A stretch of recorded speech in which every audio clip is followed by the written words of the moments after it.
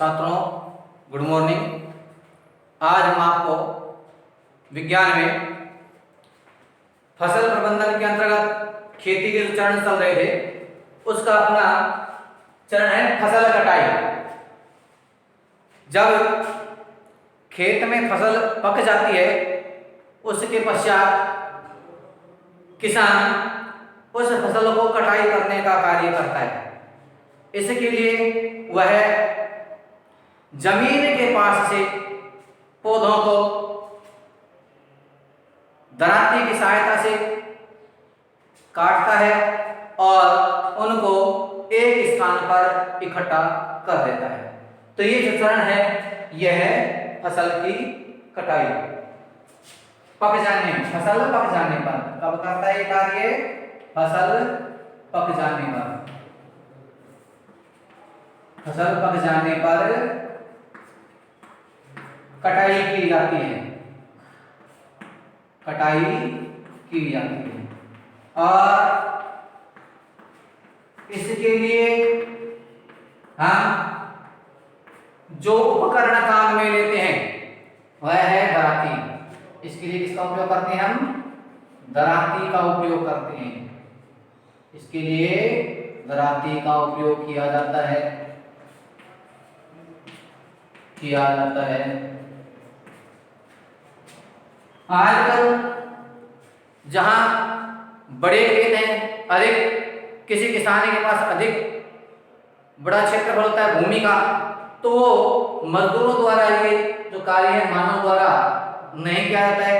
फसल पकने के पश्चात बाद में प्राकृतिक आपदाओं से नष्ट भी हो सकती है, इसलिए उस फसल को जल्दी कटाई करने के लिए इनके लिए हार्वेस्टिंग मशीन आती है जिनके द्वारा फसल की कटाई शीघ्रता से जाती है। मशीन द्वारा वो जल्दी कटाई होती है, इसलिए हार्वेस्टर सिस्टम का उपयोग किया जाता है।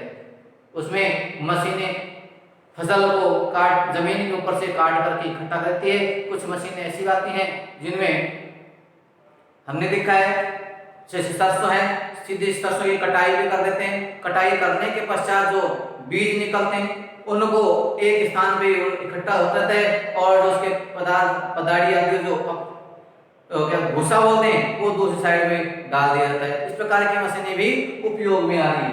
ये है फसल कटाई। अब फसल कटाई के बाद वह किसान फसल को काट करके उसे सुखाने के लिए कुछ दिन रख देता है एक स्थान पर। फसल को काटने के पश्चात फसल में नमी होती है कुछ मात्रा में। फसल में क्या होती है? नमी। जब फसल पक जाती है तो उसमें कुछ नमी की मात्रा होती है। उसके लिए किसान क्या करता है? फसल को काटता है और काट करके उसकी नमी, फसल में नमी हटाने के लिए, नमी हटाने के लिए कुछ दिन उसको एक स्थान पर छोड़ देता है, इकट्ठा करते हैं। नमी हटाने के लिए कुछ दिन एक स्थान पर छोड़ देते हैं, एक स्थान पर छोड़ देते हैं, काट करके उसको इकट्ठा करते हैं, छोड़ देते हैं, इकट्ठा करते हैं। एक स्थान पर इकट्ठा करके छोड़ देते हैं, एक स्थान पर इकट्ठा करके, इकट्ठा करके, इकट्ठा करके छोड़ देते हैं। इसे अपन अपनी भाषा में बोलते हैं खाता। क्या होता है इसको? खाता। एक जगह खेत में प्लेन करके और उसमें कटी हुई जो फसल है तो छोटे छोटे भागों में कटी रहती है उसको उस स्थान पर ला करके इकट्ठा कर देते हैं। खाता बोलते हैं स्थान को, क्या बोलते हैं हम? खाता। खाता होता इसमें इकट्ठा कर देते। फिर जब उसमें नमी हट जाती है 10-15 दिन बाद तो हम उसको एक मशीन आती है। पहले ये कार्य पशुओं द्वारा किया जाता है, वर्तमान में यह कंबाइन मशीन होती है जिसे हम थ्रेशर कहते हैं। ट्रैक्टर से जुड़ी होती है मशीन। पुराने समय में इसके लिए हम पशुओं का उपयोग करते थे। इसको इकट्ठा करके और थोड़ा सूख जाके उसको फैला देते थे। फैला कर पशुओं को इस प्रकार उसके ऊपर से डुलाया जाता था जिससे उसकी जो फलियां होती थी, बीज होते हैं, वो उसमें से बीज निकल जाते फलियों में से और उसका भूसा होता था वो उसको ऊपर उखाल देते थे। फिर चक्कर लगाते थे। इस प्रकार बीज नीचे हो जाते थे और जो ऊपर का भूसा होता था उसको जेली के माध्यम से एक साइड में इकट्ठा करते थे। फिर जो पदार्थ प्राप्त होता है उसको निष्पावन विधि द्वारा, जो आपने पिछली कक्षा में पढ़ा निष्पावन विधि पृथक्करण की, निष्पावन विधि द्वारा जो छाल होता है उसमें किसान एक साइड में ले जाकर के ऊपर से डालते हैं, तो जो भारी बीज होते हैं वो तो उसके साथ गिर जाते हैं, हल्का भूसा होता है वो वायु के प्रवाह द्वारा दूर जाकर गिरता है। इस प्रकार हम बीजों को इकट्ठा कर लेते हैं, साफ सुथरे बीजों को, और भूसा होता है वो दो साइड में हवा के प्रवाह द्वारा वायु से उड़ करके दूर चला जाता है। इस प्रकार की प्रक्रिया पुराने जमाने में किए थे। वर्तमान में कंबाइन मशीन है। क्या ये कंबाइन मशीन, कंबाइन मशीन बोलते हैं, जिसे हम थ्रेशर कहते हैं, थ्रेशर, कंबाइन मशीन थ्रेशर। ये थ्रेशर क्या करता है वर्तमान युग में, इसमें हम इन पकी हुई फसल के जो यहाँ इकट्ठा करा गया ना उसको हम उस कंबाइन मशीन में डालते हैं, तो ये मशीन क्या करती है उसमें से बीजों को अलग कर देती है और जो भूसा होता है उसको दूसरी साइड में अलग कर देती है। ये क्या कार्य करती है, बीज और भूसे को अलग कर देती है, बीज व भूसे को अलग करने का कार्य करती है, अलग करने का कार्य।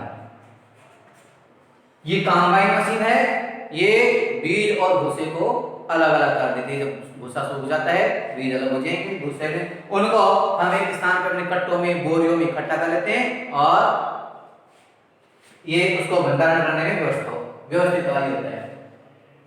थ्रेशिंग हो गया, अब इसमें पैक करके किसान अनाज को अपने घर ले जाता है। उसके बाद जो अगला अपना टॉपिक है वह है अनाज का भंडारण, अनाज का भंडारण। किसान फसल को तैयार हो जाती है, फसल को तैयार फसल को जब अपने घर ले आता है तो उसमें अपने उपयोग के लिए जो आवश्यक अनाज होता है उसको तो अपने घर में वो संग्रह कर लेता है, किसी टंकी में आदि में डाल लेता है या बोरी कट्टों में पैक करके रख लेते हैं। जो अतिरिक्त हमारे उपयोग का नहीं उसको हम क्या बाजार में मंडी में ले जाकर के बेच देते हैं। और मंडियों में भी इस अनाज का संग्रहण के लिए बड़े बड़े भंडार गृह होते हैं, बड़ी बड़ी टंकियां होती है, भंडार गृह या बड़ी टंकियां होती है, बड़ी टंकियां होती है। इन टंकियों में अनाज को संग्रह कर दिया जाता है, इन्हें कहते हैं साइलो, इन्हें कहते हैं साइलो, साइलो। अनाज मंडियों में अनाज को संग्रह करने के लिए बड़े भंडार गृह या बड़ी टंकियां होती है जिनमें अनाज को संग्रहित किया जाता है, उन्हें कहते हैं साइलो। ये बड़ी बड़ी टंकियां होती हैं, हमारे घर में छोटी टंकियां होती है और वहां पर बहुत बड़ी टंकियां होती हैं जिनमें कई क्विंटलों अनाज एक साथ इकट्ठा किया जाता है, तो साइलो है जिनमें अनाज को इकट्ठा करते हैं। घरों में अनाज का भंडारण करने के लिए अनाज में कीट नहीं उत्पन्न होवे उसके लिए हम अलग अलग प्रकार की विधियां अपनाते हैं। कुछ देशी विधियां हैं और कुछ में हम रासायनिक पदार्थों को डाल देते हैं। देशी विधि में हम नीम की पत्तियां, साबुन, माचिस आदि का उपयोग करते हैं। उनको बीच में जैसे अनाज डालते हैं ऊपर दूसरे कट्टे डालते हैं, फिर अनाज वो आप माचिस की तिलियां या नीम की पत्तियां डाल देते हैं, फिर अनाज इस प्रकार बीच बीच में उनको डाल करके संग्रहित करते हैं, तो उससे इसमें कुछ कीट उत्पन्न नहीं होते हैं। दूसरा, बाजार से कुछ रासायनिक पदार्थ आते हैं जो कीटों को उत्पन्न नहीं होते हैं, कीट उत्पन्न होते तो उससे नष्ट हो जाते हैं। उन औषधियों को हम कपड़े में बांध करके और अपने टंकियों में बीच बीच में डाल देते हैं, फिर उस अनाज को जब काम में लेते हैं तो धो करके उसको उतार करके वापस खाने के उपयोग में लिया जाता है। उससे अनाज हमारे अधिक समय तक चलते हैं और बीच में खराब नहीं होते हैं। अनाज यदि कीट लग जाते हैं तो उनका पहले ही हम हमारे उपयोग से पहले उनको खा करके उनका पाउडर बना देते हैं। खपरा आती है, इल्ली है, ये अनाज को नष्ट कर देते हैं और वो भाई उपयोग का ये नहीं रह पाता है। तो हम इसीलिए नीम की पत्तियां घरेलू उपचार है। नीम की पत्तियां, नीम की पत्तियां, माचिस की तिल्ली, माचिस की तिल्ली,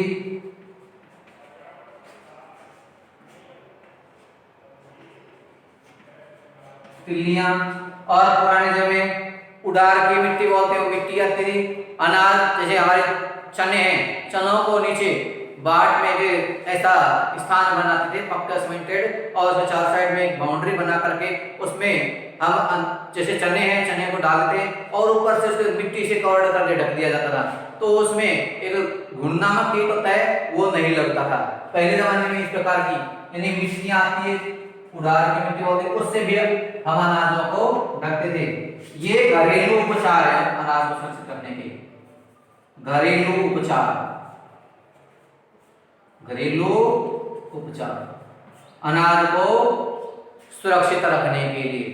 दूसरा रासायनिक उपचार के लिए हम उसमें जो दवाइयां आती हैं, कीटनाशक आते हैं, उनको कपड़े में बांधकर, गोलियों को निकाल के कपड़े में बांध करके डाल देते हैं ताकि उनका प्रभाव हमारे जो खाद्यान्न है, गेहूं है आदि पर नहीं पड़े।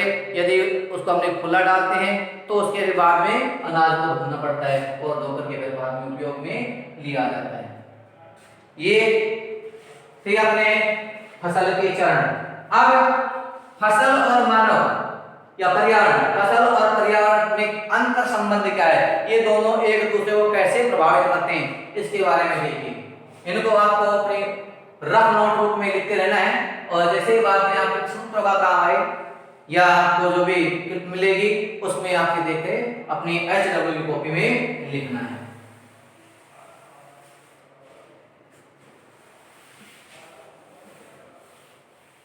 फसल और पर्यावरण के अंतर संबंध। फसलें पर्यावरण को किस प्रकार प्रभावित करती हैं उसके बारे में देखिए।